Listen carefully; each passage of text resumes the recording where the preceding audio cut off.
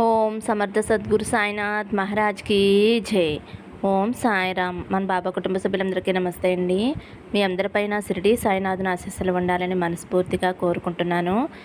Friends, చాలామంది అడుగుతున్నారు కదండి, అక్క సమస్యలతోటి ఇబ్బంది పడుతున్నాం, మీకు తెలిసిన గురువుగారు ఉంటే చెప్పండి అని. మాకు తెలిసిన గురువుగారు ఉన్నారు.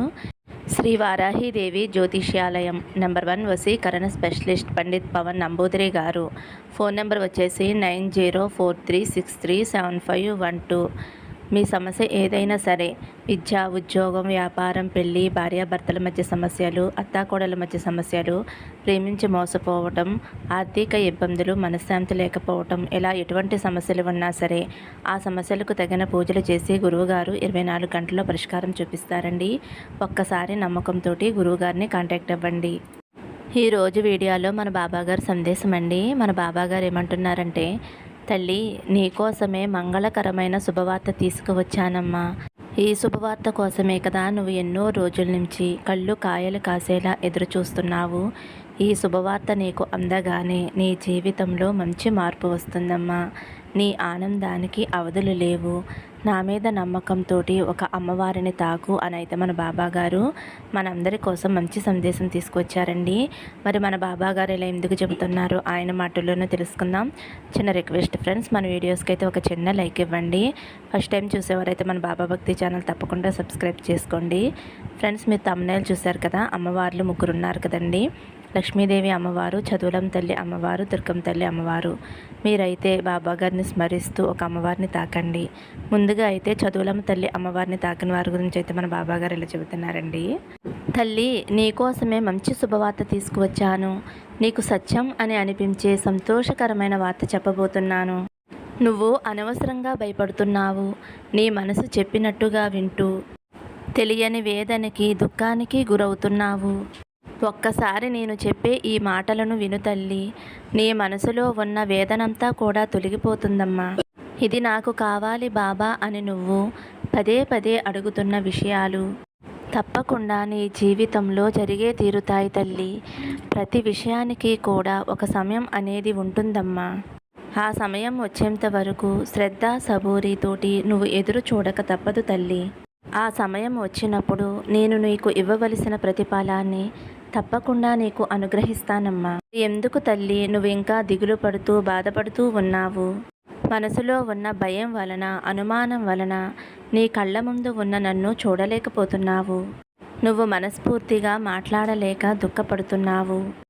ఎన్నిసార్లు నీ జీవితంలోకి వచ్చి నీ కష్టాలు తొలగించానో ఒక్కసారి నీ హృదయం పైన చెయ్యి వేసుకుని చెప్పు తల్లి. అప్పుడు నీకు చాలా ధైర్యము, నమ్మకము కలుగుతుంది. నీకు మళ్ళీ మళ్ళీ తెలియజేస్తున్నాను, నా బిడ్డవైన నీకు ఏ సమయానికి ఏది ఎలా ఇవ్వాలో నాకన్నా మరెవరికీ కూడా తెలియదమ్మా. నీ మంచి గురించి, నీ బాగు గురించి నాకన్నా మరెవ్వరూ కూడా తెలుసుకోలేరు. ఎందుకంటే బిడ్డల గురించి తల్లి తండ్రుల కంటే ఇంకెవరికి బాగా తెలుసమ్మా. కనుక నువ్వు నా బిడ్డవి తల్లి.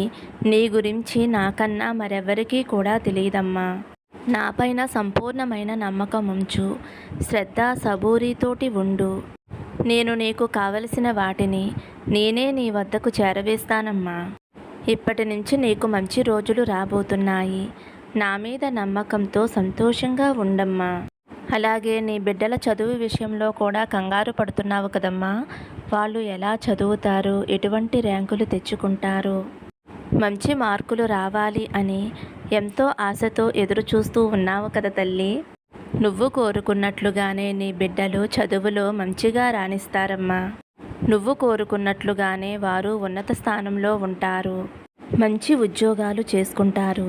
నువ్వు నీ బిడ్డల కోసం ఈ చిన్న పరిహారం చేసుకో తల్లి. మంచి విద్యా బుద్ధులు ప్రసాదించే ఆ సరస్వతీదేవి మాతకి నువ్వు ఏదైనా ఒక శనివారం రోజున నీ బిడ్డల చేత మినపపిండి దీపారాధన చేయించు తల్లి. ఇలా చేయటం వలన నీ బిడ్డలకి మంచి విద్యాబుద్ధులు వస్తాయి తల్లి. ఇది అక్షరాల సత్యం తల్లి. మీరు ఎప్పుడూ కూడా కలిసి సంతోషంగా, ఆనందంగా ఉండాలి అని, మీరు అనుకున్న పనులన్నీ నెరవేరాలి అని మనస్ఫూర్తిగా కోరుకుంటున్నాను తల్లి అని అయితే మన బాబాగారు చదువులమ్మ తల్లిని తాకిన వారి గురించి అయితే ఇలా చెప్తున్నారండి. ఫ్రెండ్స్, మీరు అయితే మీ పిల్లల గురించి వాళ్ళు చదివింది బాగా గుర్తుండాలి, మంచి ర్యాంకు తెచ్చుకోవాలి, తెలివితేటలు పెరగాలి అని మీరు అనుకుంటే గనక ఏదైనా ఒక శనివారం రోజున మినపపిండి దీపారాధన చేయించండి ఫ్రెండ్స్. మనం ముందు రోజునే సాయంత్రం సమయంలో సాయి మినుములు ఉంటాయి కదండి, వాటిని మనం నానబెట్టుకోవాలి. శనివారం ఉదయమే వాటిలో ఏమాత్రమో కూడా నీళ్లు అనేవి లేకుండా మనం మిక్సీలో రుబ్బుకోవాలండి, గట్టిగా రుబ్బుకోవాలి. వాటిని పిండి ప్రమిదల కింద చేసుకోవాలి ఫ్రెండ్స్. చేసుకున్న తర్వాత వాటిలో ఆవు నెయ్యి వేసి 3 ఒత్తులు వేసి మీ పిల్లల చేత దీపారాధన చేయించండి ఫ్రెండ్స్. ప్రసాదంగా పాలు కానీ లేదంటే బెల్లం కానీ నైవేద్యంగా పెట్టొచ్చండి. ఇలా 1 వారం కానీ 2 వారాలు కానీ 3 వారాలు కానీ చేయించొచ్చండి. ఇలా చేయించడం వలన పిల్లలు బాగా చదువుతారండి, జ్ఞాపక శక్తి అనేది పెరుగుతుంది.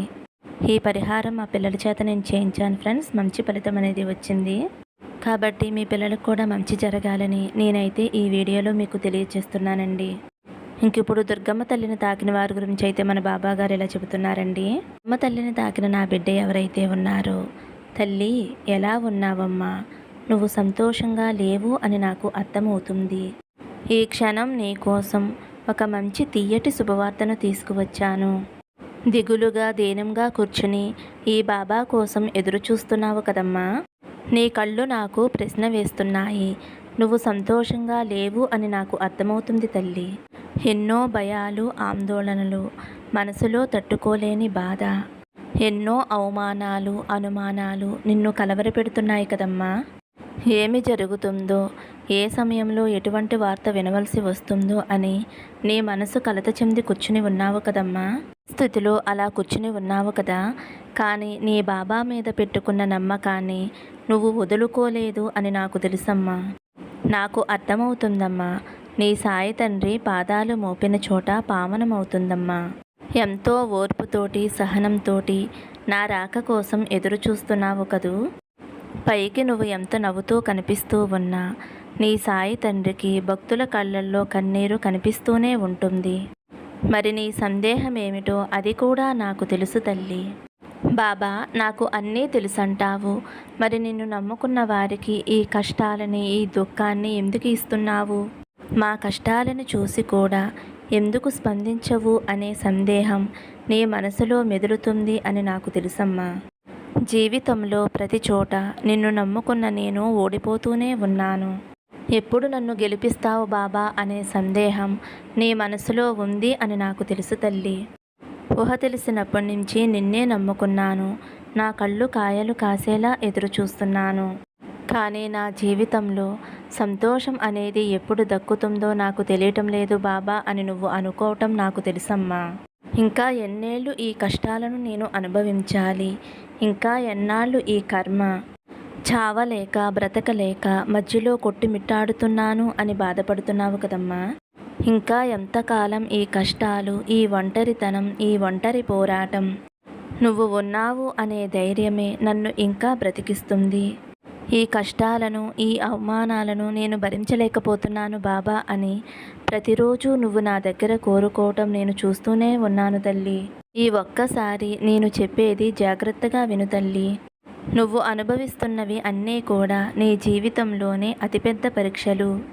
ఇదే నీ జీవితానికి అతిపెద్ద చివరి పరీక్ష.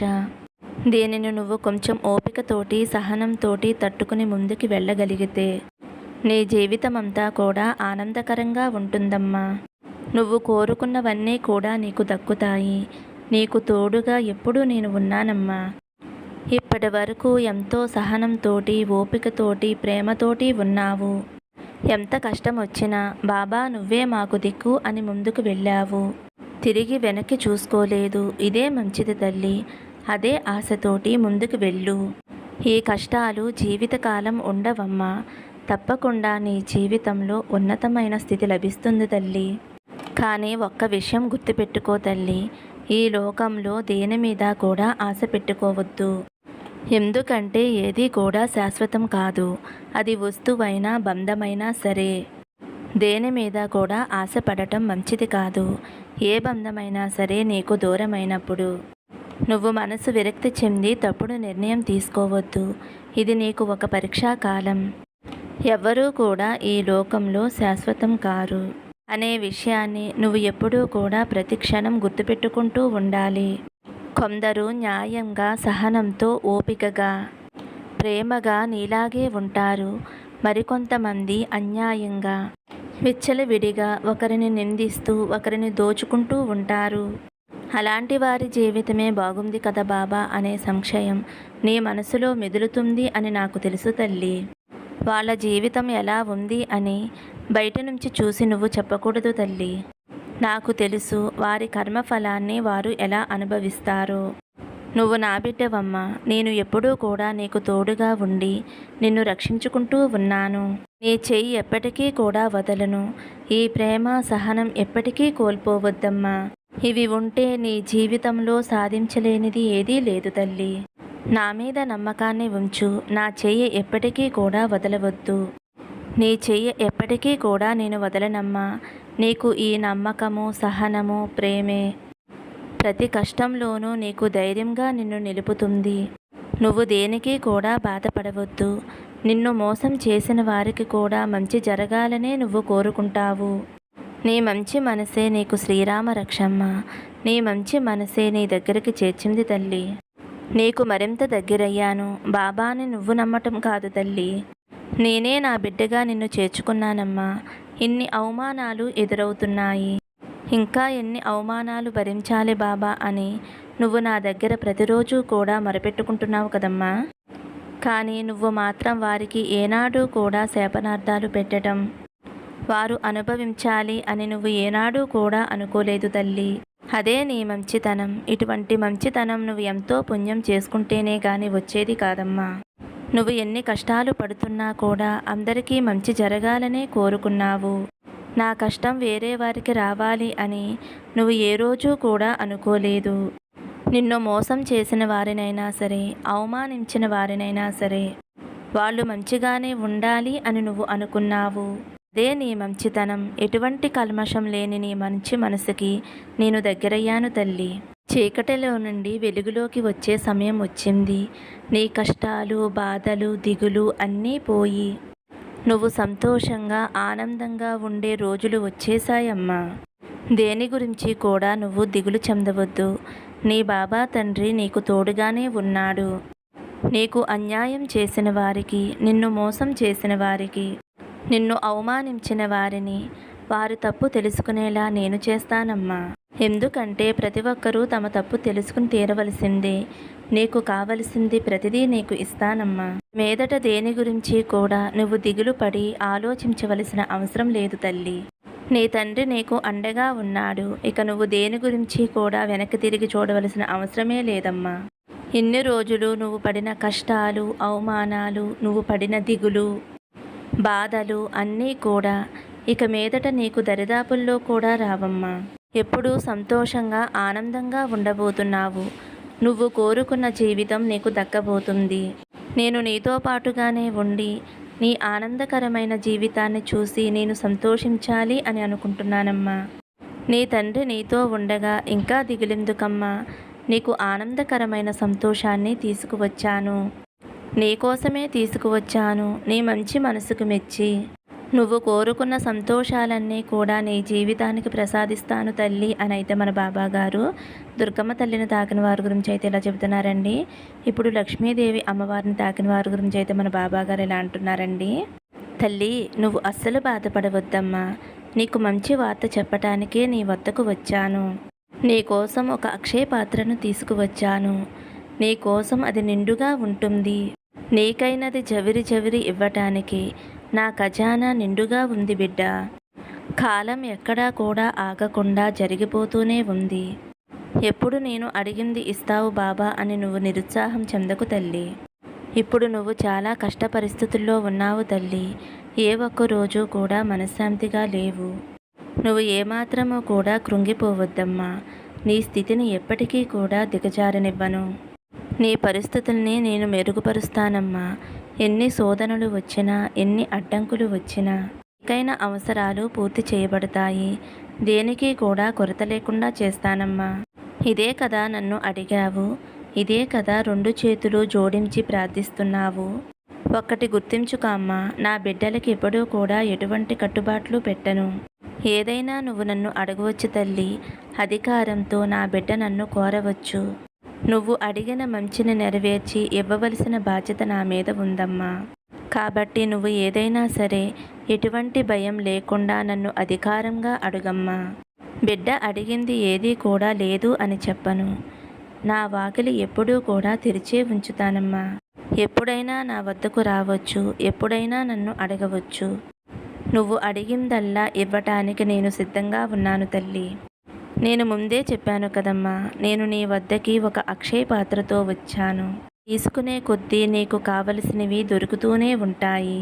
నువ్వు ఏది అడిగినా తప్పకుండా ఇస్తానమ్మా. కాబట్టి ధైర్యంగా ఉండు. ఏదీ కూడా అయిపోదమ్మా. నీకైన జీవితం, నీకైన మంచి కాలం తప్పకుండా వస్తుంది. నీకైన సంతోషాలు నిండుగా నీ జీవితంలో ఉన్నాయి. అంతా అయిపోయింది అని ఎప్పుడూ కూడా బాధపడవద్దమ్మా. చుక్కలన్నీ కలిపితేనే కదా ఒక అందమైన ముగ్గు అవుతుంది. కాలం, దైవం కలిసి వస్తేనే నీ జీవితం అందంగా మారుతుంది. ఎంతో విలువైన అక్షయ పాత్రను నీకోసమే తీసుకువచ్చాను కదమ్మా. నీ చేతులను ఎప్పుడూ కూడా ఒట్టి చేతులుగా ఉంచనమ్మా. నీ చేతులని నిండుగా నింపటానికే నీ బాబా తండ్రి ఉన్నది. అవును తల్లి, నీ చేతులు నిండబోతున్నాయి. నీ చేతులు నిండా నిధిని నింపబోతున్నాను. ఆ నిధి ఉట్టి డబ్బు మాత్రమే కాదు, బంధం, ప్రేమ, ఆప్యాయత, సంతోషం, నీకు పుట్టబోయే పేగుబంధం కావచ్చు. నువ్వు కష్టపడి చేసే ఉద్యోగం, జీతం, ఆదాయం ఏదైనా కావచ్చు. నీ ఒట్టు చేతులు నిండుగా ఉండటం ఖచ్చితంగా జరుగుతుంది తల్లి. ఇదిగో తల్లి, నీ సాయి తండ్రి లక్ష్మీ అక్షయ పాత్ర నీతో ఉండగా నీకు ఎటువంటి లోటు ఉండదమ్మా. నీ పాత్ర ఎప్పుడూ కూడా నిండే ఉంటుంది. నీ జీవితంలో కావలసినవన్నీ కూడా నిండుగానే ఉంటాయి తల్లి. నీ జీవితంలో ఎటువంటి కొరత లేకుండా సంతోషంతోటి నిండి ఉంటుంది బిడ్డ. అన్నీ అందుకుని సిరి సంపదలతో, అష్టైశ్వర్యాలతో నిండు కుండలా సంతోషంగా ఉంటావమ్మా. మంగళకరమైన జీవితాన్ని నువ్వు అందుకోబోతున్నావు తల్లి. శోధనలన్నీ మటుమాయమైపోయి సంతోషకరమైన జీవితాన్ని అనుభవించబోతున్నావు. దిగులు పడకుండా ఉండు తల్లి. నీ సాయి తండ్రి నీతోనే ఉన్నాడమ్మా. అక్షయ పాత్ర లాంటి నీ బాబా నీతో ఉండగా నీకు ఎటువంటి దిగులు, భయము ఎందుకు తల్లి? నీకు నా అనుగ్రహంతో పాటు లక్ష్మీదేవి అమ్మవారి అనుగ్రహం కూడా నీకు, నీ కుటుంబానికి ఎల్లప్పుడూ ఉంటుంది తల్లి. నా ఆశీస్సులు నీకు ఎప్పుడూ ఉంటాయి. నీ జీవితం ఆనందకరంగా మారబోతుంది. నా మీద నమ్మకంతో ధైర్యంగా, సంతోషంగా ఉండు తల్లి అని అయితే మన బాబా గారు లక్ష్మీదేవి అమ్మవారిని తాకిన వారి గురించి అయితే ఇలా చెబుతున్నారండి. ఫ్రెండ్స్, ఈరోజైతే మన బాబా గారు ముగ్గురు అమ్మవారిని తాకిన వారి గురించి చాలా మంచి సందేశం అందించారు కదండి. మరి ఈ సందేశం నచ్చితే ఒక చిన్న లైక్ ఇవ్వండి ఫ్రెండ్స్. ఫస్ట్ టైం చూసేవారైతే మన ఛానల్ సబ్స్క్రైబ్ చేసుకోండి. శ్రద్ధ సబూరి అని కామెంట్ చేయండి. చిన్న రిక్వెస్ట్ ఫ్రెండ్స్, మన ఛానల్కి అయితే 48,000 పైన సబ్స్క్రైబర్స్ ఉన్నారండి. కానీ మన వీడియోస్ సరిగ్గా చూడలేదు ఫ్రెండ్స్. ప్లీజ్ ఫ్రెండ్స్, మన వీడియోస్ అయితే చూసి ఎంకరేజ్ చేయండి. తప్పకుండా సపోర్ట్ చేయండి ఫ్రెండ్స్. మన బాబా గారి మంచి మంచి సందేశాలు విని మీ మనసుకు సంతోషం కలుగుతుంది అని అయితే నేను అనుకుంటున్నానండి. మీరందరూ సంతోషంగా ఉండాలి అని మరొక్కసారి కోరుకుంటూ వీడియో ముగిస్తున్నాను. సర్వే జన సుఖినో భవంతు. సమస్తం సద్గురు సాయినాథార్పణమస్తు. శుభం భవతు. జై సాయిరామ్.